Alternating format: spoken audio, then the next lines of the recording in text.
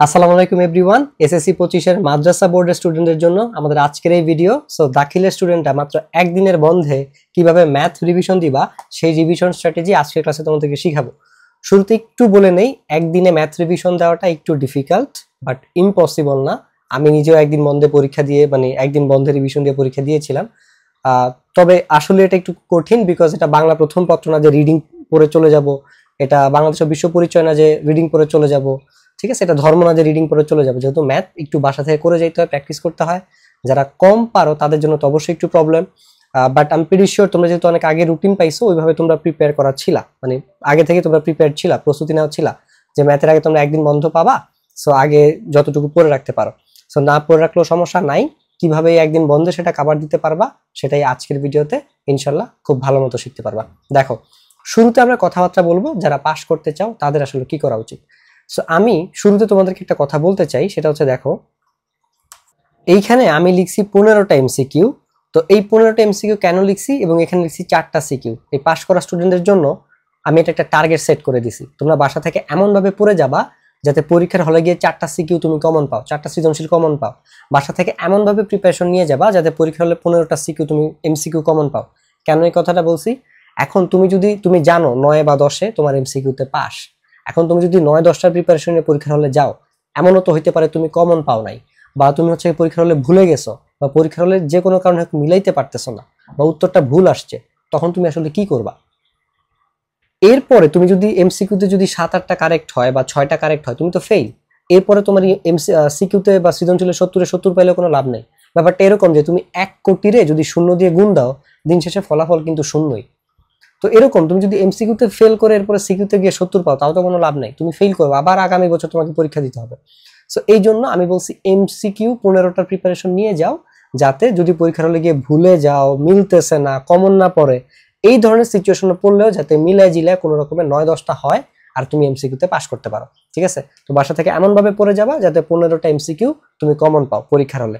আর হচ্ছে গিয়ে 4টা সিকিউ, কেন? তোমার সিকিউতে পাস করতে হলে নাম্বার লাগবে 24-25, তাহলে হচ্ছে গিয়ে ধরো 24।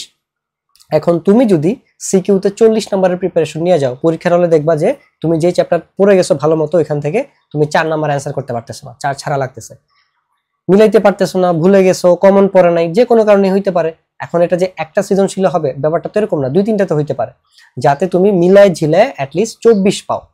এই জন্য কিন্তু তোমার বাসা থেকে প্রিপারেশন নিয়ে যেতে হবে কি 40 মার্কসের। এই জিনিসটা হচ্ছে আমি এই জন্য এখানে লিখে রেখেছি, এটা পাস করা স্টুডেন্টদের জন্য, A+ পাওয়া স্টুডেন্টদের জন্য ভাই একটু পরেই বলতেছি।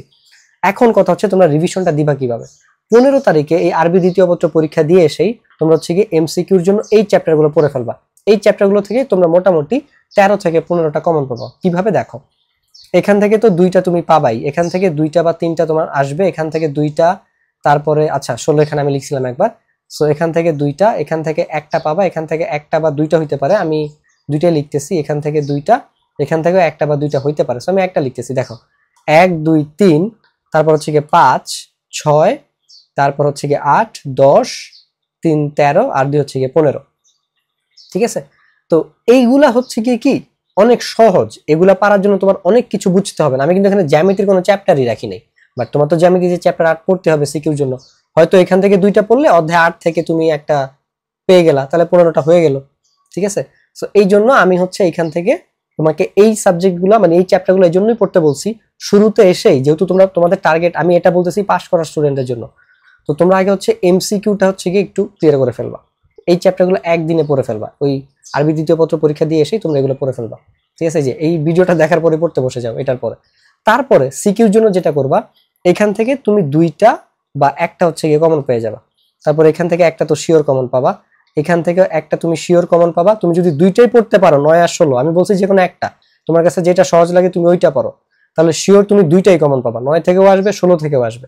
কিন্তু কেউ কারো কাছে এখান থেকে তুমি একটা বা 2টা কমন পাইতে পারো, এখান থেকেও একটা, আমি ধরলাম সবগুলো থেকে তুমি একটা একটা করে কমন পাইছো। ঠিক আছে? আমি ধরলাম 1টা 2টার কোনো খেলা নাই, তুমি এখান থেকে একটা পাইছো, তারপরে যেটা পাবা ইনশাল্লাহ একদম 100% এক, এখান থেকে একটাই, এই যে তোমার 4টা সিকিউ হয়ে গেল। এখন তুমি যদি 9 16 যে কোনো 2টাই পড়ো, তাহলে তোমার এখানে আবার 5টা সিকিউ কমন হয়ে যায়। তো এটা হচ্ছে পাস করার স্ট্র্যাটেজিটা, কিভাবে তোমরা রিভিশন দিবা এই একদিনের মধ্যে ভাইয়া বলে দিলাম। এবার যারা হচ্ছে গিয়ে তোমরা A+ পাইতে চাও তাদের রিভিশন স্ট্র্যাটেজিটা কিরকম হইতে হবে? তো রিভিশন স্ট্র্যাটেজিটা হইতে হবে এই যে 25টা MCQ তোমাদের বাসা থেকে কনফার্ম করে যেতে হবে, এই যে 6টা CQ তোমরা বাসা থেকে কনফার্ম করে যেতে হবে। আমি এটা দিয়ে কি বুঝাইছি? বাসা থেকে এমন ভাবে প্রিপারেশন নিয়ে যাবা যাতে পরীক্ষার হলে তুমি 6টা CQ কমন পাও, কমপক্ষে 25টা MCQ কমন পাও। তুমি বলতে পারো যে ভাই মিলা দিলে তো 85 আসে, এটাই তো বলতেছি। তুমি যে 85 একদম 100% পেয়ে যাবা বিষয়টা তো তা না। এমনও হইতে পারে পরীক্ষা একটা MCQ ভুল হয়েছে বা CQ-তে একটা দাগাইতে পারতেছো না, ভুলে গেছো, মিলতেছে না, কমন পাও নাই, যাতে মিলায় ঝিলায় তোমার 80 আসে। দেখো এইখানে আমি তোমাদের রিভিশন স্ট্র্যাটেজি আসলে কিরকম হবে, তোমরা কিন্তু পরীক্ষার দিন এসেই যে কাজটা করবা, অর্থাৎ আরবি দ্বিতীয় পরীক্ষা দিয়ে এসে তোমরা আগে পরিসংখ্যানটা পড়ে ফেলো। আরবি দ্বিতীয় পত্র পরীক্ষা দিয়ে এসে তোমরা যদি পরিসংখ্যানটা পড়ে ফেলো, এখান থেকে তো শিওর একটা কমনই, ঠিক আছে। তারপরে তুমি খুব ভালো হয়, যেহেতু তোমাদের ম্যাক্সিমামের জ্যামিতিতেই প্রবলেম, যাতে এইখান থেকে তুমি একটা বা দুইটা, এখান থেকে দুইটা কমন পাবা। আমি ধরলাম দুইটা কমন পাইছো, বাট তুমি পারছো একটা, তো আমি ধরলাম যে এখান থেকে ধরো তুমি একটাই কমন পাইছো, ঠিক আছে। তারপরে এই যে 9-16, এরপরে 16 তারিখে সকালে উঠে তুমি হচ্ছে গিয়ে 9 আর 16 পড়ে ফেলবা। 9 আমাদের ফ্রিতে ইউটিউবে ক্লাস দেওয়া আছে, আমি ডেসক্রিপশনে একটা ফ্রি ক্লাসটা করে দিব। শিওর এই 2.5 ঘন্টার ক্লাস থেকে তুমি একটা CQ আর 2-3টা MCQ কমন পাবা। তারপরে 16টাও করে ফেলবা, তাহলে এখান থেকে কিন্তু তোমার শিওরলি 2টা CQ কমন পাওয়া হয়ে যাইতেছে। তারপরে বীজগণিত থেকে তুমি 2টা CQ পেয়ে যাইতেছো। তোমার যদি লাক ভালো থাকে, এখানে তুমি 2টা কমন পেয়ে যাবা, তখন 7টা CQ কমন হয়ে যাবে, ঠিক আছে। সেক্ষেত্রে তোমার MCQ একটু কম পারলেও তোমার জন্য ভালো হবে। তো আমি পুরো রিভিশন স্ট্র্যাটেজিটা বলে দেই। ধরো পরীক্ষা দিয়ে এসে বিকালের মধ্যে তুমি পরিসংখ্যানটা শেষ করে ফেলতে পারো, রাতে তুমি জ্যামিতির 3টা চ্যাপ্টার পড়লা, তাহলে আমি ধরলাম এখান থেকে একটা, এখান থেকে একটা, তোমার রাতে 20 নাম্বার মোটামুটি কনফার্ম। ভাগ্য ভালো থাকলে 30 নাম্বারই কনফার্ম এখান থেকে। সকালে উঠেই তুমি পরিসংখ্যান আর হচ্ছে ত্রিকোণমিতি পড়ে ফেলবা। দুপুরের মধ্যে বিকালের মধ্যে তুমি হচ্ছে গিয়ে বীজগণিত অংশটা শেষ করে ফেলবা, এখান থেকে তোমার 2টা কমন। এরপরে এই যে তোমার পুরা রাতটা পড়ে আছে না, এই পুরা রাত তুমি MCQ করবা। তোমার কিন্তু ওদের মতো করে আলাদা MCQ পড়তে হবে না পাস করার জন্য, মানে সলভ তো অবশ্যই করবা, প্র্যাকটিস কেন, কারণ তুমি যেহেতু CQ গুলো পড়ে আসছো এখান থেকে, তোমার কিন্তু অলরেডি অটোমেটিক্যালি তুমি কিছু MCQ পেরে যাবা। এখন খালি 25টা MCQ করার জন্য তোমার, মানে 25টা MCQ এনশিওর করার জন্য বাসায় বসে তোমার প্র্যাকটিস করতে হবে। দ্যাট ইজ হাউ তুমি অ্যাকচুয়ালি A+ পাইতে পারো। এখন কারো যদি 100 পাওয়ার ইচ্ছা থাকে, ভাই এই সেম রিভিশন স্ট্র্যাটেজি তোমার জন্য, শুধুমাত্র তুমি একটু এনশিওর হওয়ার জন্য আর 2-1টা চ্যাপ্টার এক্সট্রা পড়তে পারো। ধরো এখান থেকে 11টা এক্সট্রা পড়ে নিতে পারো, এখান থেকে 14 অথবা 15 জ্যামিতির একটা চ্যাপ্টার এক্সট্রা পড়ে নিতে পারো, অথবা তুমি পুরো এক্সট্রা ফোকাসটা MCQ দিকে দিতে পারো। বিকজ 100 পাওয়ার জন্য সবচেয়ে বেশি যেটা দরকার সেটা হচ্ছে ক্লারিফিকেশনস এন্ড কনফিডেন্স। ক্লারিফিকেশনস হচ্ছে এক্স্যাক্টলি পরীক্ষা কি কি আসবে সেটা তুমি আগে থেকেই জানো, এন্ড যেহেতু 100 পাওয়ার ইচ্ছা, তার মানে তোমার অলরেডি আগে থেকে ওরকম ভালো প্রিপারেশন ছিল। এখন দরকার কনফিডেন্স, এটা আসবে কোত্থেকে? প্রিপারেশন থেকে, একটা ভালো রিভিশন স্ট্র্যাটেজি থেকে। তো প্রপারলি ভাইয়া যেভাবে বলছি তুমি তোমার মতো করে এটা মডিফাই করে নিতে পারো, জাস্ট এনশিওর করো তুমি এভাবেই পড়ছো এবং প্রপারলি প্র্যাকটিস করে তুমি অনেক বেশি কনফিডেন্ট, ঠিক আছে। সো এইভাবে হচ্ছে তোমরা রিভিশন স্ট্র্যাটেজিটা ফলো করতে পারো। এখন কথা হচ্ছে ভাইয়া আপনি বুঝলাম এই চ্যাপ্টার পড়বো, এই চ্যাপ্টার পড়বো, এই চ্যাপ্টার পড়বো, এই চ্যাপ্টার পড়বো, কিন্তু এই চ্যাপ্টার থেকে কি পড়বো, কতটুকু পড়বো, কতক্ষণ ধরে পড়বো, এটা আমরা তোমাদেরকে বলে দিচ্ছি আমাদের ম্যাথ মিশন 90-তে।